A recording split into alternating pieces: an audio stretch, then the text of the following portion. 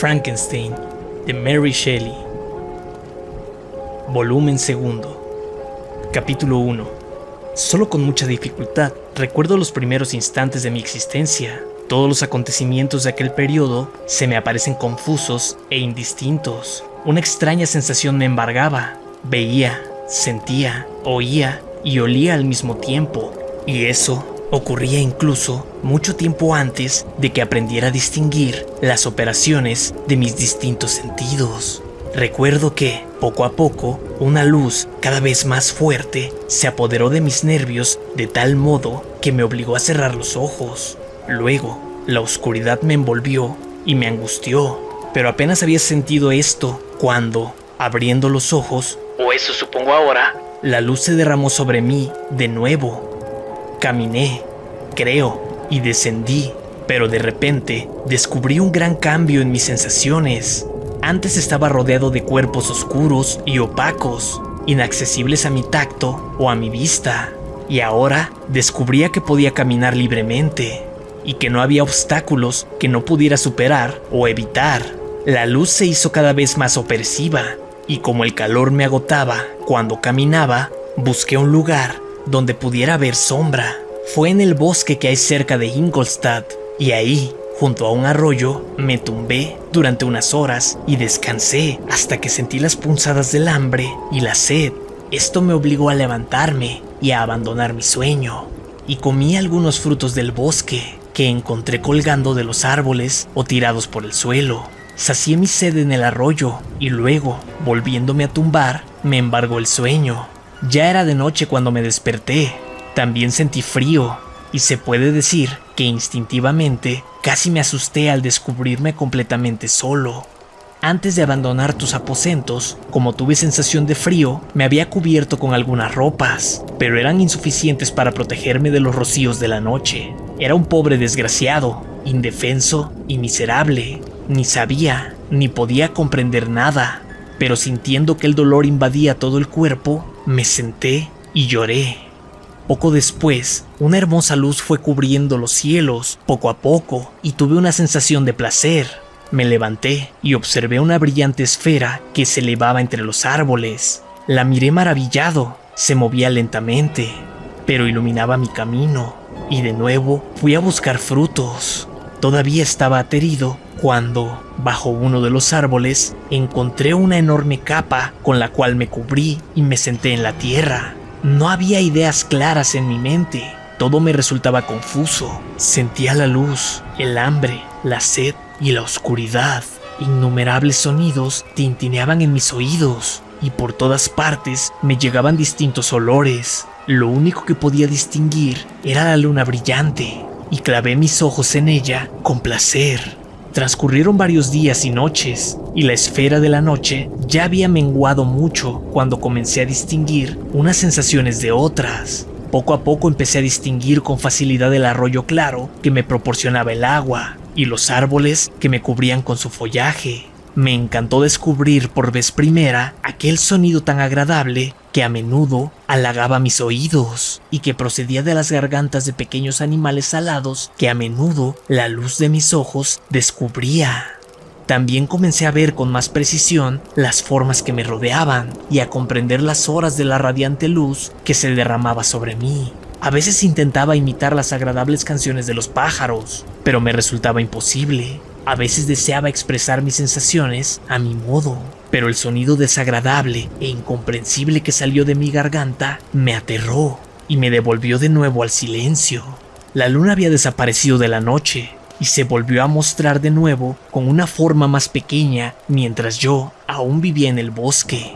Por aquel entonces, mis sensaciones habían llegado a ser ya bastante claras y mi mente todos los días concebía nuevas ideas. Mis ojos empezaron a acostumbrarse a la luz y a percibir los objetos con sus formas precisas. Ya distinguía los insectos de las plantas y, poco a poco, unas plantas de otras. Descubrí que los gorriones apenas cantaban, salvo unas notas toscas, mientras que las de los mirlos eran dulces y encantadoras.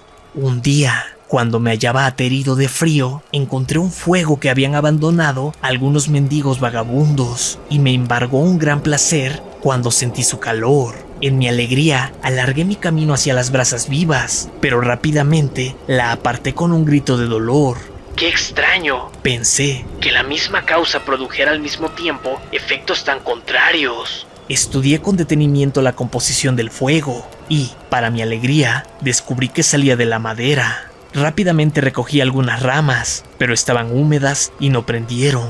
Me quedé triste por esto y volví a sentarme para ver cómo funcionaba el fuego. La madera húmeda que había dejado cerca se fue secando y luego empezó a arder. Pensé en aquello y tocando las distintas ramas descubrí la causa y me ocupé de recoger una gran cantidad de madera que yo podría secar y así tendría mucha reserva para el fuego. Cuando vino la noche y con ella trajo el sueño, tuve mucho miedo de que mi fuego pudiera apagarse. Lo cubrí cuidadosamente con madera seca y hojas. Y luego puse más ramas húmedas y luego, extendiendo en el suelo mi capa, me tumbé y caí dormido. Por la mañana me desperté y mi primera preocupación fue ver cómo estaba el fuego. Lo descubrí y una leve brisa lo avivó y lo prendió. También me fijé en eso y formé un abanico con ramas para avivar las brasas cuando estuvieran a punto de apagarse. Cuando vino la noche otra vez, vi con placer que el fuego daba luz además de calor. Y el descubrimiento de este detalle me fue de mucha utilidad también a la hora de comer, porque vi que algunos restos de carne que los viajeros abandonaban habían sido asados y resultaban mucho más sabrosos que los frutos del bosque que yo recogía. Así pues, intenté preparar mi comida de la misma manera, poniéndola en las brasas vivas. Descubrí que los frutos se echaban a perder, pero las nueces mejoraban mucho. La comida, de todos modos, comenzó a escasear. Y a menudo paseaba todo el día buscando en vano algunas bellotas con las que calmar las punzadas del hambre. Cuando vi que ocurría esto, decidí abandonar el lugar en el que había vivido hasta entonces y buscar otro en el que pudiera satisfacer con más facilidad las pocas necesidades que tenía. Al emprender este viaje, lamenté muchísimo la pérdida de mi hoguera. La había conseguido por medios ajenos y no sabía cómo volverla a hacer. Pensé seriamente en este contratiempo durante varias horas, pero me vi obligado a renunciar a cualquier intento de hacer otra. Y, envolviéndome en mi capa, atravesé el bosque y me dirigí hacia donde se pone el sol. Pasé 3 días vagando por aquellos caminos y al final encontré el campo abierto. La noche anterior había caído una gran nevada y los campos estaban blancos y sin hollar. Todo parecía desolado y de pronto comprobé que aquella sustancia blanca que cubría los campos me estaba congelando los pies. Eran alrededor de las 7 de la mañana y yo solo suspiraba por conseguir un poco de comida y abrigo. Al final vi una pequeña cabaña que sin duda había sido construida para acoger a algún pastor. Aquello era nuevo para mí y estudié la estructura de la cabaña con gran curiosidad. Encontré la puerta abierta y entré. Había un anciano ahí sentado, cerca de la chimenea sobre la cual estaba preparándose el desayuno. Se volvió al oír el ruido y, al verme, dio un fuerte alarido y abandonó la cabaña. Huyó corriendo por los campos con una velocidad de la que nadie le hubiera creído capaz a juzgar por su frágil figura. Su huida me sorprendió un tanto, pero yo estaba encantado con la forma de aquella cabaña. Ahí no podían penetrar ni la nieve ni la lluvia. El suelo estaba seco y aquello me parecía un refugio tan excelente y maravilloso como les pareció el pandemonium a los señores del infierno después de asfixiarse en el lago de fuego. Devoré con avidez los restos del desayuno del pastor, que consistían en pan, queso, leche y vino del Rin. Pero esto último, de todos modos, no me gustó. Entonces me invadió el cansancio. Me tumbé sobre un poco de paja y me dormí. Ya era mediodía cuando desperté y, animado por el calor del sol, decidí reemprender mi viaje y, colocando los restos del desayuno del campesino en un zurrón que encontré, continué avanzando por los campos durante varias horas, hasta que llegué a una aldea al atardecer. Me pareció un verdadero milagro. Las cabañas, las casitas y las granjas tan ordenadas, y las casas de los hacendados, unas tras otras, suscitaron toda mi admiración. Las verduras en los huertos y la leche y el queso que vi colgados en las ventanas de algunas granjas me cautivaron. Entré en una de las mejores casas, pero apenas había puesto el pie en la puerta cuando los niños comenzaron a gritar y una de las mujeres se desmayó. Todo el pueblo se alarmó, algunos huyeron, otros me atacaron, hasta que gravemente, magullado por las piedras y otras muchas clases de armas arrojadizas, pude escapar a campo abierto. Y, aterrorizado, me escondí en un pequeño cobertizo, completamente vacío y de aspecto miserable, comparado con los palacios que había visto en la aldea. Aquel cobertizo, sin embargo, estaba contiguo a una casa de granjeros que parecía muy cuidada y agradable, pero después de mi última experiencia, que tan cara me había costado, no me atreví a entrar en ella. El lugar de mi refugio se había construido con madera, pero el techo era tan bajo que solo con mucha dificultad podía permanecer sentado ahí dentro. De todos modos, no había madera en el suelo, como en la casa, pero estaba seco, y aunque el viento se colaba por innumerables rendijas, me pareció una buena protección contra la nieve y la lluvia. Así pues, ahí me metí y me tumbé, feliz de haber encontrado un refugio ante las inclemencias de la estación y, sobre todo, ante la barbarie del hombre. Capítulo 2. Tan pronto como despuntó la mañana, salí arrastrándome del refugio para ver la casa cercana y comprobar si podía permanecer en la guarida que había encontrado. Mi cobertizo estaba situado en la parte trasera de la casa y rodeado a ambos lados por una pocilga y una charca de agua limpia. También había una parte abierta, por la que yo me había arrastrado para entrar, pero entonces cubrí con piedras y leña todos los resquicios por los que pudieran descubrirme. Y lo hice de tal modo que podía moverlo para entrar y salir. La única luz que tenía procedía de la pocilga, y era suficiente para mí.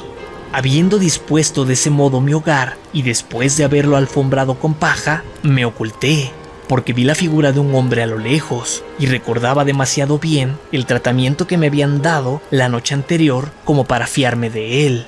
En todo caso, antes me había procurado el sustento para aquel día, que consistía en un mendrugo de pan duro que había robado y un tazón con el cual podría beber, mejor que con las manos, del agua limpia que manaba junto a mi guarida. El suelo estaba un poco alzado, de modo que se mantenía perfectamente seco, y al otro lado de la pared estaba la chimenea con el fuego de la cocina de la granja. El cobertizo estaba bastante caliente. Pertrechado de este modo, me dispuse a quedarme en aquella choza hasta que ocurriera algo que pudiera cambiar mi decisión. En realidad, era un paraíso comparado con el inhóspito bosque, mi primera morada, con las ramas de los árboles siempre goteando y la tierra empapada. Di cuenta de mi desayuno con placer, y cuando iba a apartar el tablazón para procurarme un poco de agua, oí unos pasos. Y, mirando a través de un pequeño resquicio, pude ver a una muchacha que llevaba un cántaro en la cabeza y pasaba por delante de mi choza. La muchacha era muy joven y de porte gentil, muy distinta a los granjeros y criados que me había encontrado hasta entonces. Sin embargo, iba vestida muy sencillamente, y una tosca falda azul y una blusa de lino era toda su indumentaria. Tenía el pelo rubio y lo llevaba peinado en trenzas, pero sin adornos. Parecía resignada y triste. Se marchó, pero un cuarto de hora después regresó, llevando el cántaro, ahora casi lleno de leche. Mientras iba caminando y parecía que apenas podía con el peso, un joven le salió al encuentro, y su rostro mostraba un abatimiento aún más profundo. Profiriendo algunas palabras con aire melancólico, tomó el cántaro de la cabeza de la niña y lo llevó a la casa. Ella fue detrás y ambos desaparecieron. Casi inmediatamente volví a ver al hombre joven otra vez, con algunas herramientas en la mano, cruzando el campo que había frente a la casa, y la niña también estuvo trabajando, a veces en la casa y a veces en el corral, donde les daba de comer a las gallinas. Cuando examiné bien mi choza, descubrí que una esquina de mi cobertizo antiguamente había sido parte de una ventana de la casa, pero el hueco se había cubierto con tablones. Uno de ellos tenía una pequeña y casi imperceptible grieta, a través de la cual solo podía penetrar la mirada. A través de esa ranura se veía una pequeña sala, encalada y limpia, pero casi vacía de mobiliario. En una esquina, cerca de una pequeña chimenea, estaba sentado un anciano, apoyando la cabeza en la mano con un gesto de desconsuelo. La muchacha joven estaba ocupada intentando arreglar la casa, pero entonces sacó algo de una caja que tenía en las manos y se sentó junto al anciano, quien, tomando un instrumento, comenzó a tocar y a emitir sonidos más dulces que el canto del zorzal o el ruiseñor. Incluso a mí, un pobre desgraciado que jamás había visto nada hermoso, me pareció una escena encantadora. Los cabellos plateados y la expresión bondadosa del anciano granjero se ganaron mi respeto, mientras que los gestos amables de la joven despertaron mi amor. El anciano tocó una canción dulce y triste, la cual, según descubrí, arrancaba lágrimas de los ojos de su encantadora compañera, pero el anciano no se dio cuenta de ello hasta que ella dejó escapar un suspiro. Entonces, él dijo algunas palabras, y la pobre niña, dejando su labor, se arrodilló a sus pies. Él la levantó y sonrió con tal bondad y cariño que yo tuve sensaciones de una naturaleza peculiar y abrumadora. Era una mezcla de dolor y placer, como nunca había experimentado antes, ni por el hambre, ni por el frío, ni por el calor o la comida. Incapaz de soportar esas emociones, me aparté de la ventana. Poco después, el hombre joven regresó, trayendo sobre los hombros un haz de leña. La niña lo recibió en la puerta, le ayudó a desprenderse de su carga y, metiendo un poco de leña en la casa, la puso en la chimenea. Luego, ella y el joven se apartaron a un rincón de la casa y él le mostró una gran rebanada de pan y un pedazo de queso. Ella pareció contenta y salió al huerto para tomar algunas raíces y plantas. Luego las puso en agua y después al fuego. Continuó después con su labor, mientras el joven salía al huerto, donde se ocupó con afán en cavar y sacar raíces. Después de trabajar así durante una hora, la joven fue a buscarlo y volvieron a la casa juntos. Mientras tanto, el anciano había permanecido pensativo, pero cuando se acercaron sus compañeros, adoptó un aire más alegre y todos se sentaron a comer. La comida se despachó rápidamente. La joven se ocupó de nuevo en ordenar la casa. El viejo salió a la puerta y estuvo paseando al sol durante unos minutos, apoyado en el brazo del joven. Nada podrá igualar en belleza el contraste que había entre aquellos dos maravillosos hombres. Él era un anciano, con el cabello plateado y un rostro que reflejaba bondad y amor. El joven era esbelto y apuesto, y sus rasgos estaban modelados por la simetría más delicada, aunque sus ojos y su actitud expresaban una tristeza y un abatimiento indecibles. El anciano regresó a la casa, y el joven, con herramientas distintas de las que había utilizado por la mañana, dirigió sus pasos a los campos. La noche cayó repentinamente, pero, para mi absoluto asombro, descubrí que los granjeros tenían un modo de conservar la luz por medio de velas, y me alegró comprobar que la puesta de sol no acababa con el placer que yo experimentaba viendo a mis vecinos. Por la noche, la muchacha y sus compañeros se entretuvieron en distintas labores que en aquel momento no comprendí. El anciano de nuevo tomó el instrumento que producía los celestiales sonidos que me habían encantado por la mañana. Tan pronto como hubo concluido, el joven comenzó no a tocar, sino a proferir sonidos que resultaban monótonos y en nada recordaban la armonía del instrumento del anciano ni las canciones de los pájaros. Más adelante comprendí que leía en voz alta, pero en aquel momento yo no sabía nada de la ciencia de las palabras y las letras. La familia apagó las luces después y se retiró, O eso pensé yo. a descansar. Yo me tumbé en la paja, pero no pude dormir. Pensé en todo lo que había ocurrido durante el día. Lo que me llamaba la atención principalmente eran los amables modales de aquellas personas, y anhelé unirme a ellos, pero no me atreví. Recordaba demasiado bien el trato que había sufrido la noche anterior por parte de aquellos aldeanos bárbaros, y decidí que, cualquiera que fuera la conducta que pudieran adoptar en el futuro, por el momento me quedaría tranquilamente en mi cobertizo, observando e intentando descubrir las razones de sus actos. Los granjeros se levantaron a la mañana siguiente, antes de que saliera el sol. La joven aderezó la casa y preparó la comida, y el joven, montado en un animal grande y extraño, se alejó. Aquel día transcurrió con la misma rutina que el día anterior. El hombre joven estuvo todo el día ocupado fuera, y la muchacha se entretuvo en varias ocupaciones y labores en la casa. El anciano pronto supe que era ciego. Empleaba sus largas horas de asueto tocando su instrumento o pensando. Nada puede asemejarse al cariño y al respeto que los jóvenes granjeros le demostraban a aquel anciano venerable. Le prodigaban toda la amabilidad inimaginable, esas pequeñas atenciones del afecto y el deber, y él las recompensaba con sus bondadosas sonrisas. Sin embargo, no eran completamente felices. El hombre joven y su compañera a menudo se apartaban a una esquina de su habitación común y lloraban. Yo no conocía la causa de su tristeza, pero aquello me afectaba profundamente. Si aquellas criaturas tan encantadoras eran desdichadas, resultaba menos extraño que yo, un ser imperfecto y solitario, fuera completamente desgraciado. Pero, ¿por qué aquellos seres tan buenos eran tan infelices? Tenían una casa preciosa. O al menos lo era a mis ojos. Y todos los lujos. Tenían una chimenea para calentarse cuando helaba y deliciosos alimentos para cuando tenían hambre. Iban vestidos con ropas excelentes y, aún más, podían disfrutar de la compañía mutua y de la conversación.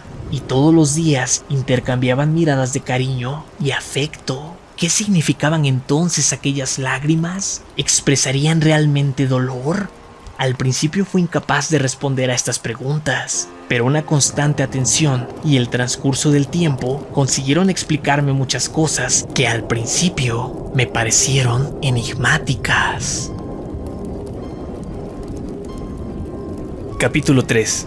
Transcurrió un considerable periodo de tiempo antes de que descubriera una de las causas de la inquietud de aquella encantadora familia. Era la pobreza, y sufrían esa desgracia hasta unos límites angustiosos. Su sustento solo constaba de pan, las verduras de su huerto y la leche de una vaca. Quedaba muy poca durante el invierno, cuando sus dueños apenas podían encontrar alimento para ella. Creo que a menudo sufrían muy desagradablemente la punzada del hambre.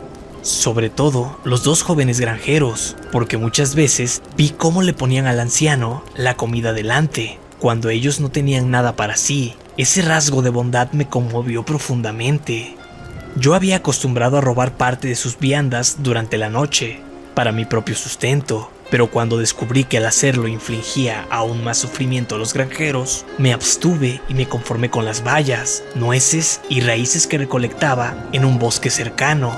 También descubrí otros medios mediante los cuales podía colaborar en sus trabajos. Comprobé que el joven empleaba buena parte del día en recoger madera para el hogar familiar, así que por la noche, con frecuencia, tomaba sus herramientas. Enseguida aprendí cómo se utilizaban y llevaba a la casa leña suficiente para el consumo de varios días. Recuerdo que la primera vez que hice eso, la muchacha, que abrió la puerta por la mañana, pareció absolutamente sorprendida al ver un gran montón de madera en el exterior. Dijo algunas palabras en voz alta e inmediatamente el joven salió y también pareció sorprendido. Observé con placer que aquel día no iba al bosque, sino que lo empleaba en reparar la granja y en cultivar el huerto. Poco a poco también hice otro descubrimiento de mayor importancia para mí. Comprendí que aquellas personas tenían un método para comunicarse mutuamente sus experiencias y sentimientos mediante ciertos sonidos articulados que proferían. Me di cuenta de que las palabras que decían a veces producían placer o dolor, sonrisas o tristeza en el pensamiento y el rostro de quienes las oían.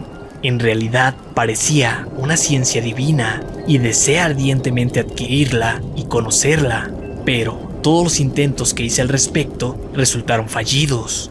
Su pronunciación era muy rápida y como las palabras que emitían no tenían ninguna relación aparente con los objetos visibles, yo no era capaz de dar con la clave que me permitiera desentrañar el misterio de su significado. Esforzándome mucho, de todos modos, y después de permanecer durante muchas revoluciones de la luna en mi cobertizo, descubrí los nombres que daban a algunos de los objetos que más aparecían en su hablar. Aprendí y comprendí las palabras fuego, leche, pan y leña. También aprendí los nombres de los propios granjeros. La joven y su compañero tenían cada uno varios nombres, pero el anciano solo tenía uno, que era padre. A la muchacha la llamaban hermana o Ágata, y el joven era Félix, hermano o hijo. No puedo explicar el placer que sentí cuando aprendí las ideas que se correspondían con cada uno de aquellos sonidos y fui capaz de pronunciarlos. distinguí muchas otras palabras, aunque aún no era capaz de comprenderlas o aplicarlas, como bueno, querido, infeliz. Así pasé el invierno. Las hermosas costumbres y la belleza de los granjeros consiguieron que me encariñara mucho con ellos. Cuando ellos estaban tristes, yo me deprimía y disfrutaba con sus alegrías. Apenas vi a otros seres humanos con ellos, y si ocurría que alguno entraba en la casa, sus rudos modales y sus ademanes agresivos solo me convencían de la superioridad de mis amigos. El anciano, así pude percibirlo, a menudo intentaba animar a sus hijos, porque descubrí que de ese modo los llamaba a veces para que abandonaran su melancolía. Y entonces hablaba en un tono cariñoso, con una expresión de bondad que transmitía alegría, incluso a mí. Ágata escuchaba con respeto. Sus ojos a veces se llenaban de lágrimas que intentaba enjugar sin que nadie lo notara, pero yo generalmente comprobaba que sus gestos y su hablar era más alegre después de haber escuchado las exhortaciones de su padre. Eso no ocurría con Félix. Este siempre era el más triste del grupo, e incluso para mis torpes sentidos parecía que sufría más profundamente que sus seres queridos. Pero si su expresión parecía más apenada, su voz era más animada que la de su hermana, especialmente cuando se dirigía al anciano. Podría mencionar innumerables ejemplos que, aunque sean pequeños detalles, reflejan los caracteres de aquellos encantadores granjeros. En medio de la pobreza y la necesidad, Félix amablemente le llevó a su hermana las primeras flores blancas que brotaron entre la nieve. Por la mañana temprano, antes de que ella se levantara, él limpiaba la nieve que cubría el camino de la vaquería. Sacaba agua del pozo e iba a buscar la leña al cobertizo, donde, para su constante asombro, siempre se encontraba con que una mano invisible había repuesto la madera que iban gastando. Por el día, yo creo que a veces trabajaba para un granjero vecino, porque a menudo se iba y no regresaba hasta la hora de la cena, y sin embargo, no traía leña. En otras ocasiones, trabajaba en el huerto, pero como había tan poco que hacer en la temporada de los hielos, a menudo se ocupaba de leerles al anciano y a Ágata. Al principio aquellas lecturas me dejaron absolutamente perplejo, pero poco a poco descubrí que cuando leía profería los mismos sonidos que cuando hablaba, así que pensé que él veía en el papel ciertos signos que entendía y que podía decir, y yo deseé fervientemente comprender aquello también, pero ¿cómo iba a hacerlo si ni siquiera comprendía los sonidos para los cuales se habían escogido aquellos signos? De todos modos, mejoré bastante en esta disciplina, pero no lo suficiente como para mantener ningún tipo de conversación, aunque ponía toda el alma en el intento, porque yo comprendía con toda claridad que, aunque deseara vivamente mostrarme a los granjeros, no debería ni siquiera intentarlo, hasta que no dominara su lenguaje. Aquel conocimiento permitiría que no se fijaran mucho en la deformidad de mi aspecto, y de esto me había dado cuenta también por el permanente contraste que se ofrecía a mis ojos. Yo admiraba las formas perfectas de mis granjeros, su elegancia, su belleza y la tersura de su piel. Y cómo me horroricé cuando me vi reflejado en el agua del estanque. Al principio me retiré asustado, incapaz de creer que en realidad era yo el que se reflejaba en la superficie espejada. Y cuando me convencí plenamente de que realmente era el monstruo que soy, me embargaron las sensaciones más amargas de tristeza y vergüenza. Oh, aún no conocía bien las fatales consecuencias de esta miserable deformidad. Cuando el sol comenzó a calentar un poco más y la luz del día duraba más, la nieve desapareció, y entonces vi los árboles desnudos y la tierra negra. Desde entonces, Félix estuvo más ocupado, y las conmovedoras señales del hambre amenazante desaparecieron. Sus alimentos, como supe más adelante, eran muy burdos, pero bastante saludables, y contaban con cantidad suficiente. Varias clases nuevas de plantas brotaron en el huerto, y ellos las preparaban y condimentaban para comerlas, y aquellas señales de bienestar aumentaron día a día, a medida que avanzaba la estación. El anciano, apoyado en su hijo, caminaba todos los días a mediodía, cuando no llovía, pues, como descubrí, así se dice cuando los cielos derraman sus aguas. Esto ocurría frecuentemente, pero un viento fuerte secaba rápidamente la tierra y la estación se fue haciendo cada vez más agradable. Mi vida en el cobertizo era siempre igual. Por la mañana espiaba los movimientos de los granjeros, y cuando se hallaban cada cual ocupado en sus labores, yo dormía. El resto del día lo empleaba en observar a mis amigos. Cuando se retiraban a descansar, si había luna o la noche estaba estrellada, me adentraba en los bosques y recolectaba mi propia comida y leña para la granja. Cuando regresaba, y a menudo era muy necesario, limpiaba el camino de nieve y llevaba a cabo aquellas tareas que había visto hacer a Félix. Más adelante, descubrí que aquellas labores, ejecutadas por una mano invisible, les asombraban profundamente.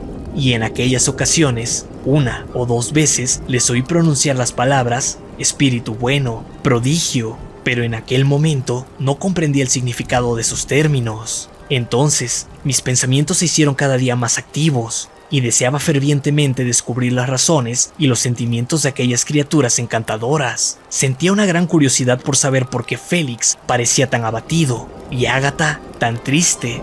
Pensé, pobre desgraciado, que podría estar en mi poder devolver la felicidad a aquellas personas que tanto la merecían. Cuando dormía o me ausentaba, se me aparecían las imágenes del venerable padre ciego, de la adorable Ágata y del bueno de Félix. Yo los consideraba como seres superiores, que podían ser dueños de mi destino futuro. Tracé en mi imaginación 1000 modos de presentarme ante ellos, y pensé cómo me recibirían. Imaginé que sentirían asco, hasta que con mis amables gestos y mis palabras conciliadoras consiguiera ganarme su favor, y más adelante, su cariño. Aquellos pensamientos me entusiasmaban y me obligaban a esforzarme con renovado interés en el aprendizaje del arte del lenguaje. Mi garganta era bastante ruda, pero flexible, y aunque mi voz era muy distinta a la suave melodía de sus voces, conseguía sin embargo pronunciar con bastante facilidad aquellas palabras que comprendía.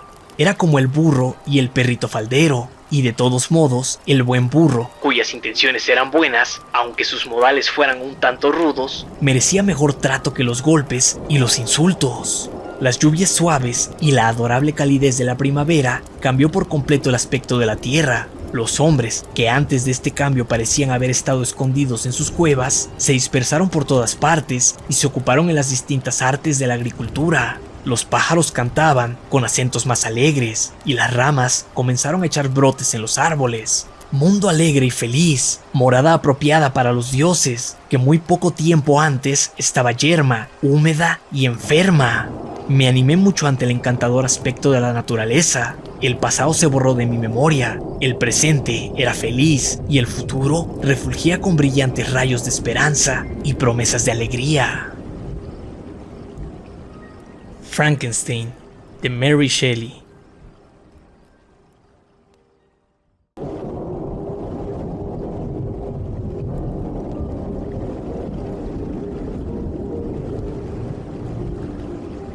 Hola mundo, mi nombre es Fernando Palacios y estás escuchando Historias de Espantos, el podcast en el que grabo las historias de terror de mis autores favoritos.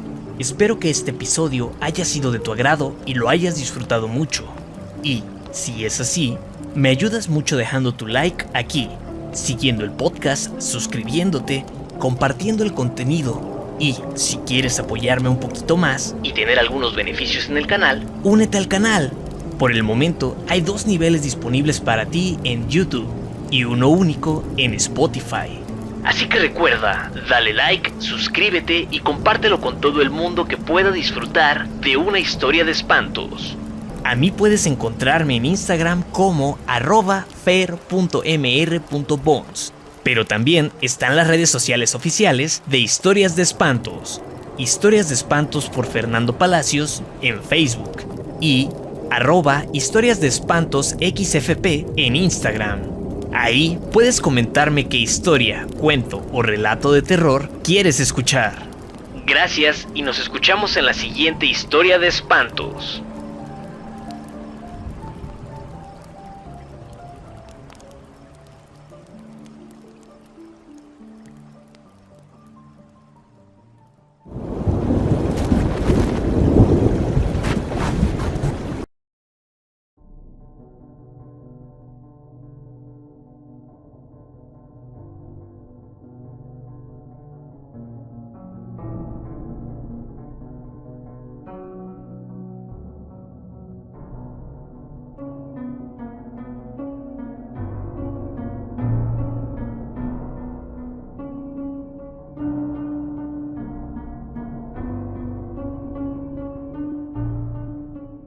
Este episodio de Historias de Espantos por Fernando Palacios llega a ti por cortesía de Mitchcare, la tienda digital donde encontrarás los productos de más alta calidad, desde higiene personal, cuidado de la piel, nutrición, limpieza en cualquier superficie, 100% veganos y amigables con tu cuerpo y el medio ambiente.